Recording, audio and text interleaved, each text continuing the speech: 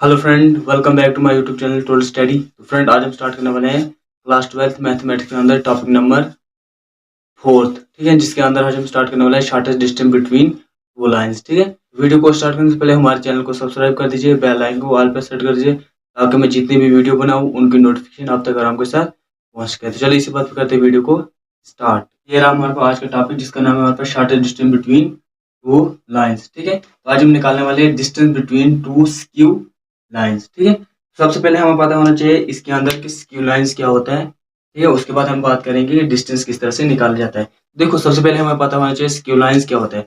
Skew lines हमारे पास वो lines होती हैं जो हमारे पास नॉन कोप्लेनर होती हैं और वो कभी इंटरसेक्ट नहीं करती हैं। पहला पॉइंट तो उनका क्या होता है स्क्यू लाइंस का। फर्स्ट पॉइंट हमारे पास होता है नॉन कोप्लेनर। ठीक है, पहला क्या होता है नॉन कोप्लेनर और सेकंड क्या होता है they do not intersect, not. ठीक है, अब देखो ये जो दो पॉइंट है इनको ही हम बोलते हैं स्क्यू लाइंस। देखो, सबसे पहले मैं इधर डायग्राम में दिखाऊंगा आपको। देखो, एक तो सबसे पहले ये कोप्लेनर है। क्यों? क्योंकि देखो, अगर यहाँ से हम एक प्लेन बनाएंगे, ये देखो ये हमारे पास मिड पॉइंट आ गया, यहाँ के लिए आ गया हमारे पास एक्स एक्सिस। ठीक है, मैं आपको दिखा रहा हूँ, ये आ गया हमारे पास यहाँ पे वाई एक्सिस और ये आ गया हमारे पास यहाँ पे जेड एक्सिस। अब देख सकते हो आप यहाँ पे कि हमारे पास ये देखो, ये जो लाइन है ये किस किस एक्सिस के बीच में बढ़ रही है, वो एक्स और वाई के प्लेन में बढ़ रहा है। और हमारे पास ये जो L2 है ये बढ़ रही है हमारे पास एक्स और जेड प्लेन में, ये वाली लाइन बढ़ रही है। देखो जैसे, अब देखो मैं इसको अगर यहाँ तक बढ़ा लूंगा, ठीक है, ये आ गया हमारे पास जेड एक्सिस, एक्स एक्सिस, ये आ गया हमारे पास वाई। अब खुद आप देख सकते हैं कि हमारे पास ये लाइन है ये किस प्लेन में बढ़ रही है, एक्स वाई प्लेन में बढ़ रही है। और ये जो सेकंड लाइन बढ़ रही है ये एक्स और जेड प्लेन में बढ़ रही है। तो हो गया हमारे पास नॉन कोप्लेनर, मतलब एक प्लेन में ये नहीं आ रही है। उसके बाद ये कभी इंटरसेक्ट नहीं करेंगे, ये कभी इंटरसेक्ट करेंगे, ये कभी भी आपस में मिलेंगे नहीं आगे। ठीक है, तो ये कभी इंटरसेक्ट नहीं करेंगे। यही हमें बताता है कि स्क्यू लाइंस क्या होती है। इसमें सिंपल है कि हमारे पास ये कभी इंटरसेक्ट नहीं कर रही है और नॉन कोप्लेनर होती है। ठीक है, ठीक है, तो ये जो आज का टॉपिक है उसकी डायग्राम ये बना ली है मैंने। इसके अंदर टू लाइंस होनी चाहिए। ये देखो, लाइन L1 मतलब लाइन फर्स्ट, और ये आगे हमारे पास लाइन सेकंड। ठीक है, उसके बाद हमने क्या किया, फिर हमने यहाँ से क्या निकालना है, शॉर्टेस्ट डिस्टेंस निकालना है टू लाइंस का। ये निकाला हमने शॉर्टेस्ट डिस्टेंस, जो क्या है परपेंडिकुलर है किसके, L1 के, और परपेंडिकुलर है L2। मतलब L2 की भी परपेंडिकुलर और L1 की भी परपेंडिकुलर, मतलब दोनों लाइंस का परपेंडिकुलर है। ठीक है, उसके बाद हमने यहाँ से क्या किया, एक प्रोजेक्शन लिया जिसका नाम रखा हमने ST। प्रोजेक्शन क्या होता है, अब आप मेरे को बताओगे यहाँ पे प्रोजेक्शन क्या होता है। प्रोजेक्शन वो होते हैं जो हमारे पास क्या, एक लाइंस ली, ये देखो जैसे ये एक लाइंस ली, अब इसकी शेड पड़ेगी यहाँ से, वो हमारे पास कोई यहाँ पे जैसी बनेगी या कोई ऐसी बनेगी, किसी की ऐसी बनेगी। ठीक है, अपनी अपनी अलग से बनती है। जैसे आप एग्जांपल करो, आप क्या लेते हो, एक मिरर लेते हो। ठीक है, मिरर में क्या करते हो, अपना अपना चेहरा देखते हो। ठीक है, उसके अंदर जितना मिरर होता है उतना ही आपका चेहरा भी नजर आता है। ठीक है, यही बोलता है कि हमारे पास जितनी लाइन होगी उतनी ही उसकी शेड बनेगी, मतलब उसका प्रोजेक्शन बनेगा। ठीक है, यही किया हमने कि जितनी यहाँ पे PQ लाइन थी उतना ही उसका प्रोजेक्शन बना, जिसका नाम रखा हमने ST। ठीक है, बिल्कुल सिंपल है। अब यहाँ से हम ये A1 और A2 क्या लिया हमने, A1 और A2 हमने लिया यहाँ पे कि पोजीशन स्टार्ट कहाँ से होता है। जो पॉइंट S है वो स्टार्ट होता है A1 वेक्टर से, और जो पॉइंट T है वो स्टार्ट होता है A2 वेक्टर से। पोजीशन वेक्टर होता है हमारे पास स्टार्ट, इनिशियल पॉइंट, स्टार्ट कहाँ से हो रहा है।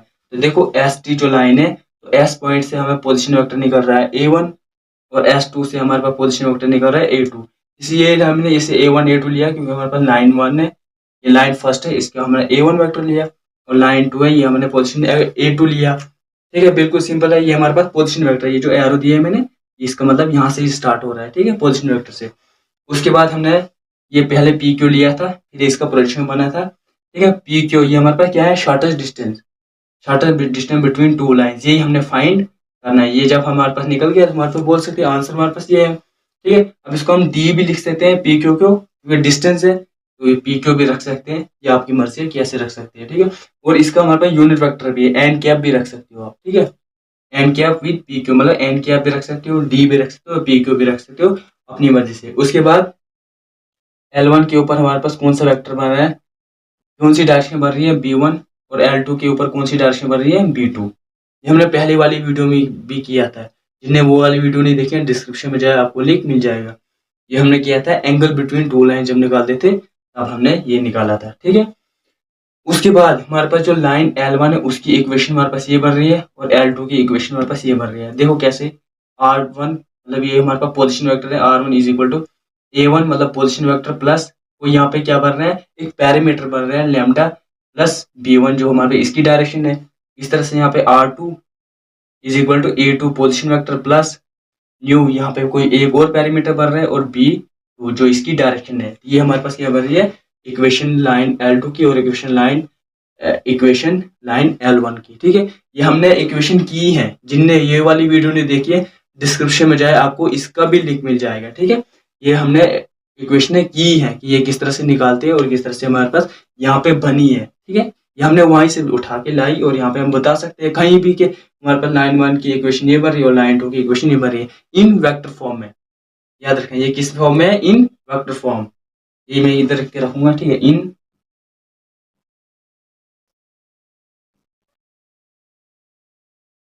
ठीक है। ये हमारे पास इन वेक्टर फॉर्म है और कार्टेशियन फॉर्म है वो अलग से बताऊंगा, ठीक है। पहले हम आज के अंदर करेंगे सिर्फ इन वेक्टर फॉर्म। लिखते हैं सबसे पहले हम इसमें क्या क्या किया हमने। Let us take L1 and L2, ठीक है। लेंगे पहला पॉइंट प्रूफ। प्रूफ में क्या लेंगे हम, let L1 and L2 be two skew lines, ठीक है। Let L1 and L2 be two skew lines, ठीक है, two skew lines with equation, साथ में इक्वेशन भी विद,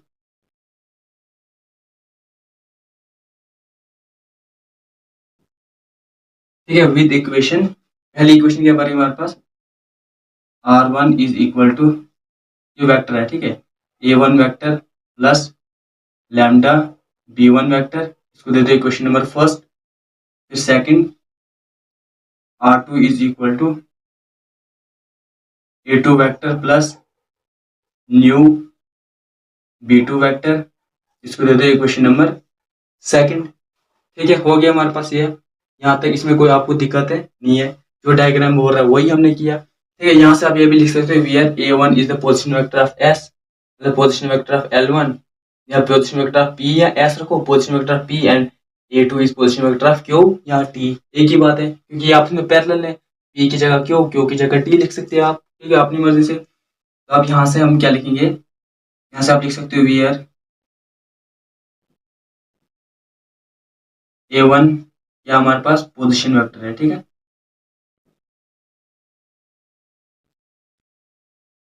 पोजीशन वेक्टर किसका, पी का भी रख सकते हो एस का, क्योंकि ये इसका प्रोजेक्शन है, ठीक है।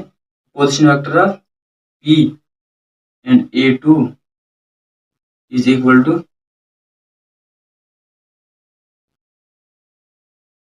पोजीशन वेक्टर ऑफ क्यू रख सकते हो या फिर एस रख दो, आपकी मर्जी है, क्यू रखो या टी रखो, क्योंकि ये इसका ही प्रोजेक्शन है और ये आपस में पैरेलल है। पैरेलल जो होते हैं वो हमारे से इक्वल होते हैं, ठीक है। उसके बाद हमने क्या किया, फिर एक शॉर्टेस्ट डिस्टेंस लिया जिसका नाम है हमने पी क्यू, इसको let P Q be the shortest distance,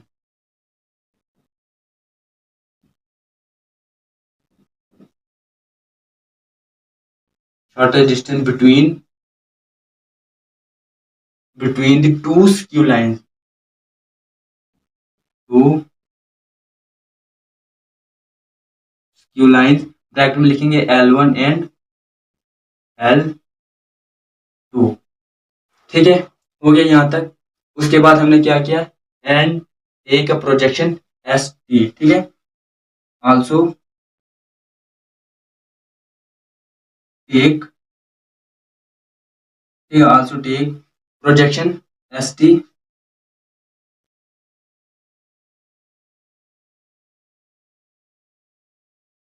also take projection S T, ठीक है, with position vector A1 and A2, with,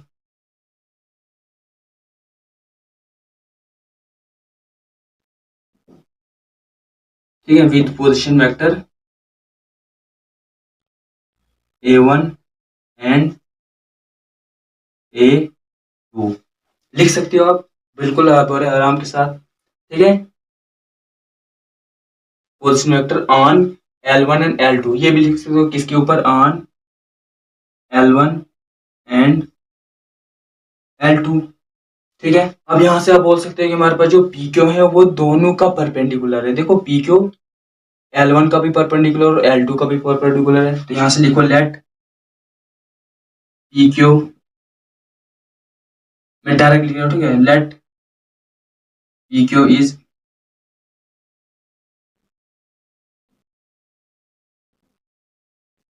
perpendicular to the line L1 and L2। Both line भी लिख सकते हो, L1 एंड L2 भी लिख सकते हो, आपकी मर्जी है। ठीक है, L1 L2। सो अब यहाँ से ये आप बोल सकते हैं, ये देखो जब B क्रॉस A, जब यहाँ पे एक डिस्टेंस बनेगा, मतलब यहाँ पे एक ही लाइन बन रही है, ठीक है, B क्रॉस A जब निकालेंगे, B क्रॉस A, ये हमारे पास B है, B1 है यहाँ पर L1 की डायरेक्शन, और B2 यहाँ पे L2 की डायरेक्शन। क्योंकि जब हम B क्रॉस A निकालेंगे तो ये हमारे पास, ये देखो B cross B1 cross B2, ये किसका पैरेलल है, P क्यू के। देखो ये भी इसी तरह से बन रही है और ये इसके पैरेलल में है। हम ऐसे लिखेंगे, so P Q is parallel to B1 cross B2, लिख सकते हैं, बिल्कुल लिख सकते हैं। ठीक है, इम्प्लाइज दैट, यहाँ से इसका ये मतलब है कि हम यहाँ पे, इसका ये मतलब है जब पैरेलल होता है तो पैरेलल हमेशा क्या होता है, इक्वल होता है। तो पैरेलल का मतलब इक्वल, तो यहाँ से लिखो P Q is equal to B1 cross B2। ठीक है, लिख सकते हैं, हम बिल्कुल लिख सकते हैं। एक और चीज बचती है, एन कैप, हम लिखेंगे let N cap be the unit vector. ये हमारे पास क्या होता है, यूनिट वेक्टर,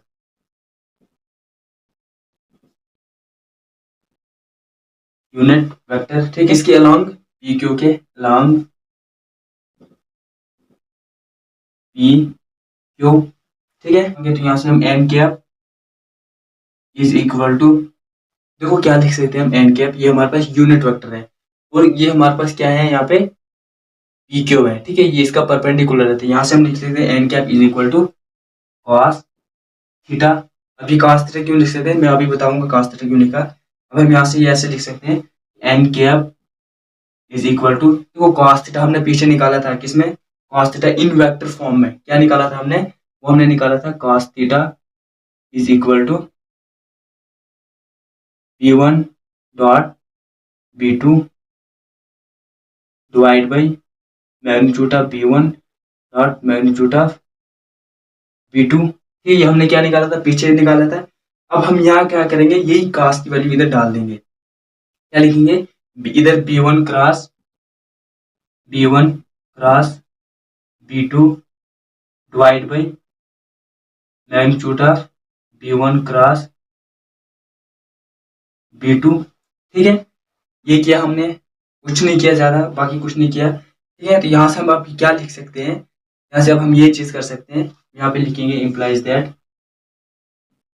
ठीक है, देखो क्या करेंगे, ये एन कैप इसके साथ मल्टीप्लाई हो जाएगा, और यहाँ से B1 इंटू B2 निकाल सकते हैं हम, B1 cross B2 is equal to, देखो ये इसके साथ मल्टीप्लाई हो जाएगा, ये बनेगा हमारे पास N cap into magnitude of B1 cross B2।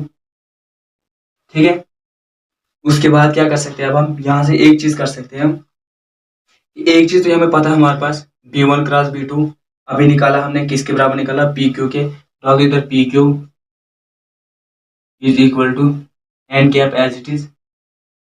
अब यहाँ से देखो, ये हमारे पास जो B1 क्रॉस B2 है, ये हमारे पास क्या है, ये हमारे पास डिस्टेंस है, क्या हमारे पास डिस्टेंस, शॉर्टेस्ट डिस्टेंस है, क्योंकि हमारे पास ये किसके पैरेलल में है, पी क्यू के पैरेलल में।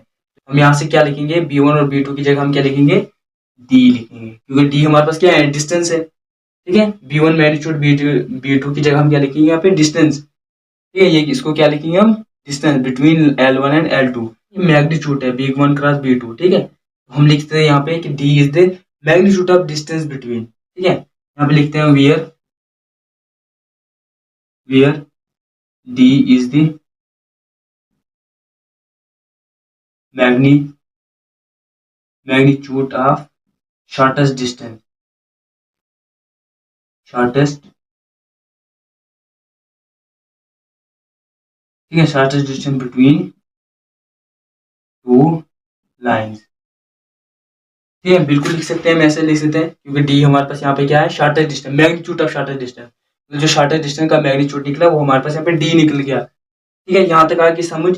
अब इसको हम बॉक्स में रखते हैं कि पी क्यू की वैल्यू हमारे पास यहाँ पे क्या निकली, एन कैप इंटू डी, ठीक है, ठीक है, यहाँ से हमें देखो थीटा निकालना है, क्या निकालना है, थीटा, तो हम लिखेंगे लेट, देखो हम एक चीज और इसमें आप निकालना है, क्या है, थीटा निकालना है, तो वो कैसे निकालेंगे, लेट थीटा बी द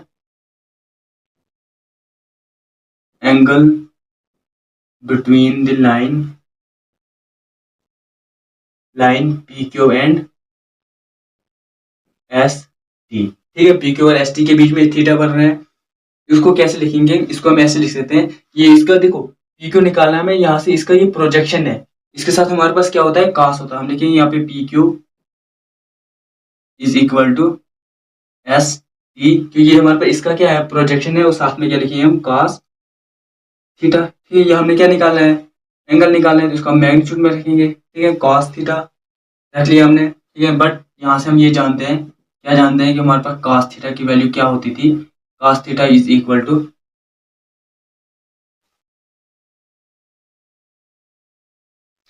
ठीक है, यहाँ से हम क्या जानते थे, हमारे पास कि कॉस थीटा की वैल्यू क्या होती थी, मतलब B one into B two, तो हम लिखेंगे यहाँ पे P Q into S T vector divide by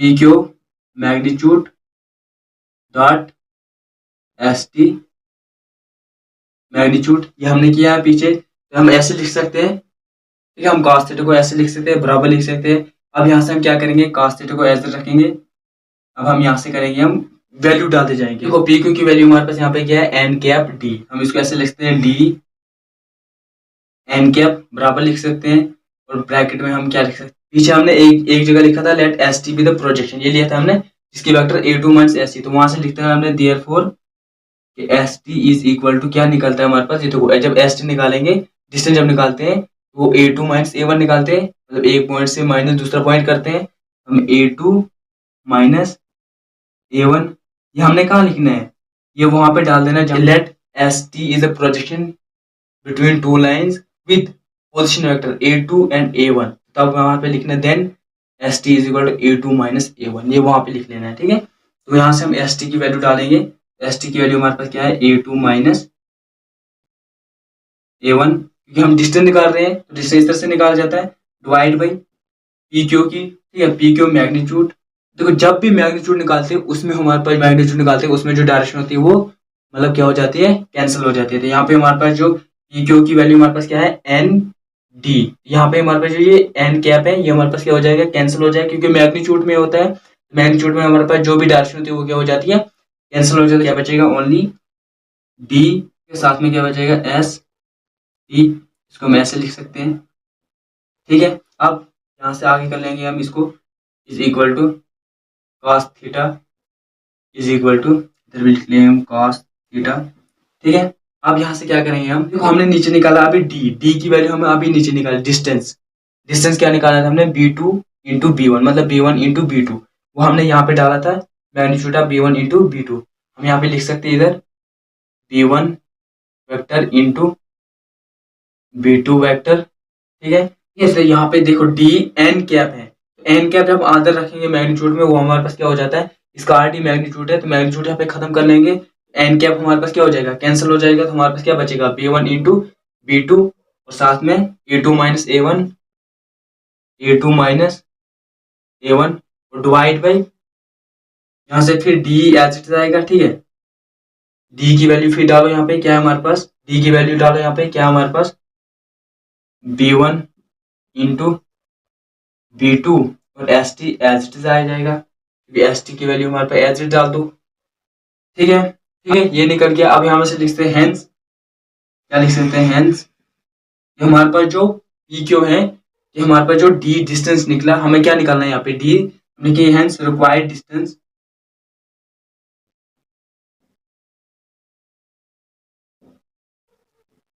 required distance is हमें क्या चाहिए, डिस्टेंस चाहिए, डी चाहिए, मतलब डी हमारे पास डिस्टेंस, डी को डिनोट किया हमने डिस्टेंस से, हम यहाँ पे लिखेंगे D is equal to distance. ठीक है, डिस्टेंस मतलब क्या निकालना है, शॉर्टेस्ट डिस्टेंस, जो इसका नाम रखा हमने पी क्यू, क्योंकि डी और ये आपस में पैरेलल है, तो पैरेलल का मतलब ये आपस में क्या है, इक्वल है, तो हम डी इक्वल क्या लिख सकते हैं, पी क्यू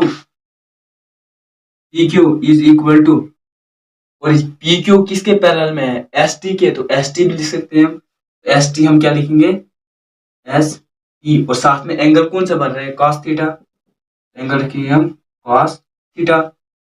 अब क्या करेंगे हम, इसको देते हैं हम इक्वेशन नंबर 4 और इसको देते हैं इक्वेशन नंबर 5। अब 4 को पुट करो इक्वेशन नंबर 5 में, पुट इक्वेशन 4 इन इक्वेशन 5 कर दो, यहाँ से पुट, हम इसके आगे लिख लेते हैं। ठीक है, यहाँ से यह बन जाएगा डी इज इक्वल टू, ठीक है, यहाँ से बन जाएगा हमारे पास D is equal to, D डालो या पी क्यू एक ही बात है, डी रखो या पी क्यू रखो एक ही बात है। ठीक है, क्योंकि हमने पी क्यू ही निकालना है, मतलब डिस्टेंस रखना है, तो डी और पी क्यू आपस में इक्वल है, डी जगह पी क्यू या पी क्यू की जगह डी डाल दो, एक ही बात है। साथ में एस टी एज रखो, एस टी, और cos थीटा तो डाल दो यहाँ पे, cos थीटा की वैल्यू क्या होती है हमारे पास, cos थीटा की वैल्यू ऐसे लिख सकते हैं, ये देखो ये ब्रैकेट में रख सकते हैं हम, ये कोई जरूरी नहीं है कि ये देना, देखो b1 dot b1 cross b2, ठीक है, dot a2 minus a1 divide by b1 cross b2 और साथ में s। अब देखो यहाँ से एस टी और एस टी आपस में क्या हो जाएगा, कैंसिल हो जाएगा, तो डी क्या निकलेगा हमारे पास, D is equal to b1 cross b2 dot a2 minus a1 divide by b1 cross b2, ये निकल गया हमारे पास डी। ठीक है, तो ये हमने क्या निकालना है, distance between to line in vector form, ये हमने किस में अभी निकाला, हमने वेक्टर फॉर्म में। अब हमने किस में निकालना है, इन कार्टेशियन फॉर्म, तो कार्टेशियन फॉर्म हम दूसरी वीडियो में निकालेंगे, ये हमने निकाला इन वेक्टर फॉर्म, ये हमें जरूरत था डिस्टेंस, और ये ठीक है, तो ये थी आज की वीडियो पर, ये थी आज की वीडियो हमारे पास, जिसमें आज हमने क्या किया, shortest distance between two skew lines. इसमें ज्यादा मतलब टफ है नहीं कुछ, बस बाकी ये है कि पीछे जो हमने पढ़ा वो वाले कंसेप्ट इसमें इस्तेमाल होने वाले हैं, तो ये इसमें ध्यान जरूर रखें, जो मैंने पहले वाली वीडियो पढ़ाई है, जब तक ना आप उनको देखोगे तब तक इसकी कोई समझ नहीं आएगी। ठीक है, मिलते हैं दूसरी वीडियो में दूसरे टॉपिक के साथ, तब तक के लिए बाय बाय, टाटा।